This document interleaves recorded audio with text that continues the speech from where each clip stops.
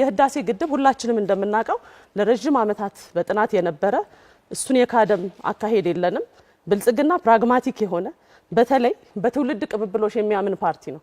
ይሄን ስንል የተጀመረ ለመሆኑ እኛ መካድም አይጠበቅብንም የነበረም ነው።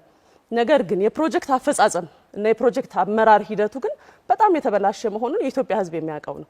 ለዚህም ነው የፕሮጀክት አመራር ስርዓታችንን በአግባቡ መምራት እንዳለብንና በውሸት ዲዛይኖች የተፈረረኩ ስለነበሩ እሱን የማስተካከል ስራ በአንጻራዊነት ሰርተን ከወሬ በዘለለ ህዳሴ ግድብን ዓለምም አፍሪካን በሚደነቅበት ደረጃ የመብራት አቅርቦታችንን የምናሻሽልበት ሌሎች መሰረተ ልማቶችም እንዲሰራ እያደረግንበት ያለነው ተጨባጭ እውነታ ነው። ስለዚህ ብልጽግና አፍርሶ የሚሰራም አይደለም።